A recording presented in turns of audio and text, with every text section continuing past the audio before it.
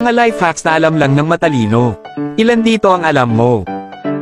Isa, batasan ng ilang maliit na butas ang ilalim ng isang paper cup gamit ang toothpick.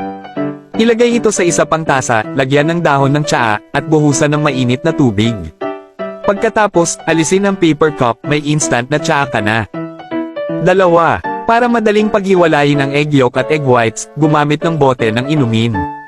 Higupin ang yolk gamit ang bote para sa perpektong paghihiwalay. Tatlo, mayroong sobrang mantika sa sopas. Kumuha ng yelo at ipahid ito sa ibabaw ng sopas.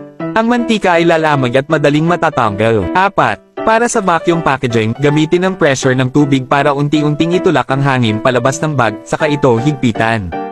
Mas tatagal ang shelf life ng pagkain mo. 5. Mahirap ipasok ang tali sa butas ng pendant. Gamitin ang singsing ng susi para madaling maipasok at madali rin itong matanggal.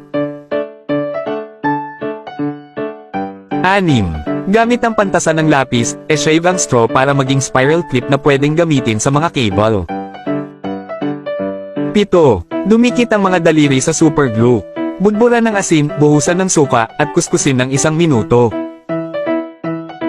Agad na mahihiwalay ang mga daliri mo. 8. Naputol ang susi sa loob ng kandado. Kumuha ng refill ng ballpen, painitin ang dulo gamit ang apoy, at idikit sa susi. Hintaying lumamig, saka hilahin palabas ang sirang susi. 9. Gamit ang simpleng paraan ng pagtali, madali mong mabubuhat ang kahit anong bote o garapon.